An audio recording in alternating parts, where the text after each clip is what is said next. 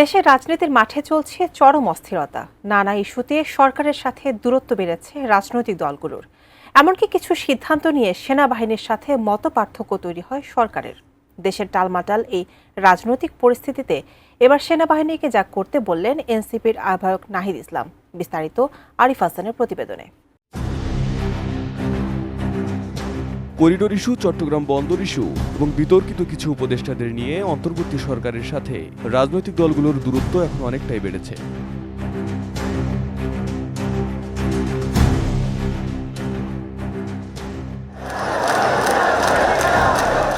সেই সাথে একের পর এক আন্দোলন, দাবি দেওয়া আর রাজনৈতিক চাপে চরমে উঠেছে রাজনৈতিক অস্থিরতা। এমনকি দেশের সার্বভৌমত্ব বিবেচনায় সরকারের কিছু সিদ্ধান্তের সাথে মতপার্থক্য দেখা দিয়েছে সেনাবাহিনীর।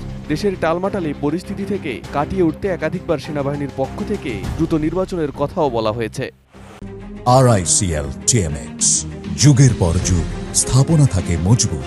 আমরা দেশে একটা ফ্রি ফেয়ার অ্যান্ড ইনক্লুসিভ একটা ইলেকশনের জন্য ধাবিত হচ্ছি এবং তার আগে যে সমস্ত সংস্কার করা প্রয়োজন অবশ্যই সরকার এদিকে হেল্প করবেন। আমি যতবারই ডক্টর ইউনুসের সাথে কথা বলেছি, completely agrees with me. There should be free, fair and inclusive election, and that election should be within December or close to that. যেটা আমি প্রথমেই বলেছিলাম যে 18 মাসের মধ্যে। দেশের নির্বাচন প্রসঙ্গে সেনাবাহিনীর এমন বক্তব্যকে অনেকে দেশের রাজনীতিতে সেনাবাহিনীর হস্তক্ষেপ হিসেবে দেখছেন। এবার এ প্রসঙ্গে মন্তব্য করেছেন জাতীয় নাগরিক পার্টির আহ্বায়ক নাহিদ ইসলাম। আওয়ামী আমলে নির্বাচনগুলো আদালতে গিয়ে এক ধরনের বৈধতা নেওয়ার চেষ্টা করা হচ্ছে, নির্বাচনগুলোকে বৈধতা দেওয়ার চেষ্টা করা হচ্ছে। আমরা মনে করি যে এটা একটা বিশৃঙ্খলা তৈরি করবে। আওয়ামী আমলের সকল নির্বাচনকে কিন্তু আমরা ফ্যাসিবাদ বিরোধী সকল রাজনৈতিক দলই অবৈধ হিসেবেই ঘোষণা করেছি, অবৈধ হিসেবে আখ্যা দিই। ফলে সেই নির্বাচন নিয়ে বিশৃঙ্খলা তৈরি করার চেষ্টা না করে আমাদের স্থানীয় সরকার নির্বাচনের দিকে যাওয়া উচিত। স্থানীয় সরকার নির্বাচনের ফলে মাধ্যমে নাগরিক যে দুর্ভোগ সেটিও আসলে দূর হবে। শনিবার এক সংবাদ সম্মেলনে 1/11-এর ঘটনা স্মরণ করিয়ে দিয়ে নাহিদ জানান, সেনাবাহিনীর সঙ্গে রাজনৈতিক সম্পর্ক গণতন্ত্র, রাষ্ট্র এবং প্রতিষ্ঠান হিসেবে সেনাবাহিনীর জন্য কখনো ভালো ফলাফল বয়ে আনেনি। সুতরাং যার যেটা কাজ, যার যেটা দায়িত্ব সেটাই পালন করা উচিত। আমাদের রাজনৈতিক ইতিহাসে আমরা বিভিন্ন সময় দেখেছি সেনাবাহিনীর সাথে রাজনীতির একটা সম্পর্ক কখনো কখনো তৈরি হয়। আমরা 1/11-এর ঘটনা জানি।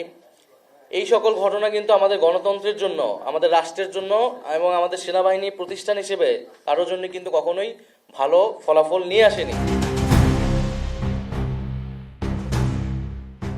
সম্প্রতি সেনাবাহিনীর পক্ষ থেকে প্রকাশিত 626 জনের তালিকা প্রসঙ্গে নাহিদ বলেন, এটা যদি আগেই প্রকাশ করা হতো তাহলে জনগণের মনে কোনো ধরনের সন্দেহ তৈরি হতো না, প্রতিষ্ঠানের বিরুদ্ধে কথা বলার সুযোগ পেত না এবং সেনাবাহিনীকে দেশের সার্বভৌমত্বের প্রতীক উল্লেখ করে গণ অভ্যুত্থান ও তার পরবর্তী সময়ে সেনাবাহিনীর গুরুত্ব তুলে ধরেন নাহিদ।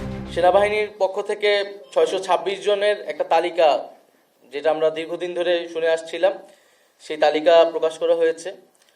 এই তালিকাটা যদি আরো আগে প্রকাশ করা হইতো, এটা তো আসলে 8ই আগস্ট বা আগস্ট মাসেরই ঘটনা, তাহলে আসলে জনমনে কিন্তু কোনো ধরনের সন্দেহ এবং শঙ্কা তৈরি হতো না এবং এক প্রতিষ্ঠানের বিরুদ্ধে কেউ কথা বলার সুযোগ পেত না। সেনাবাহিনী আমাদের দেশের সার্বভৌমত্বের প্রতীক। আমরা চাই যে এবং সেনাবাহিনী এই গণ অভ্যুত্থান এবং পরবর্তী সময়ে যে ভূমিকা পালন করতেছে। বিগত সময় বিভিন্ন প্রতিষ্ঠানকে দলীয়করণ করা হয়েছে জানিয়ে এনসিপি নেতা বলেন, আমলাতন্ত্র, পুলিশ, সেনাবাহিনী এবং তাদের দিয়ে মানবতা বিরোধী কাজের অভিযোগও তাদের বিরুদ্ধে রয়েছে। বর্তমান সময়ে এসে সরকার এসব প্রতিষ্ঠানগুলো জনগণের প্রতিষ্ঠান হিসেবে কাজ করবে বলে প্রত্যাশা রাখেন তিনি। আমরা বিগত আমলে রাষ্ট্রের বিভিন্ন প্রতিষ্ঠানের বিরুদ্ধে বিভিন্ন প্রতিষ্ঠানকে দলীয়করণ করা হয়েছে।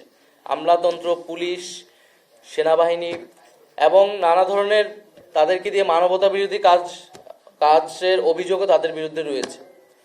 ফলে প্রত্যেকটা প্রতিষ্ঠানই এই সময়টায় এসে একটা বিচারের মধ্য দিয়ে যারা অভিযুক্ত তাদেরকে শায়েস্তা করবে এবং প্রতিষ্ঠানগুলোকে রাষ্ট্রীয় জনগণের প্রতিষ্ঠান হিসেবে পুনঃপ্রতিষ্ঠা করবে, এটাই আমাদের প্রত্যাশা। গুমের সাথে সম্পৃক্ত অনেক সেনা অফিসার এখনো গ্রেপ্তার হয়নি বলে উল্লেখ করেন নাহিদ এবং বিতর্কিত বিষয়গুলো সুস্পষ্ট করলে সেনাবাহিনী প্রতিষ্ঠান হিসেবে আরও বেশি জনগণের আস্থার জায়গাটা পাবে বলে জানান এনসিপির এই নেতা। গুমের অভিযোগ যাদের বিরুদ্ধে রয়েছে, যে সকল সেনা অফিসারের বিরুদ্ধে রয়েছে, তাদের মধ্যে অনেকেই গ্রেফতার হয়নি বা তাদের অবস্থা এখন কি সে বিষয়ে আমরা কিন্তু জানি না।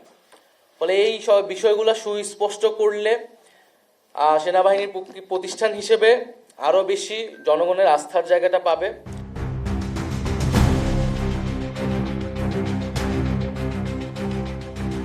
Arif Hasan, ATN news, Dhaka.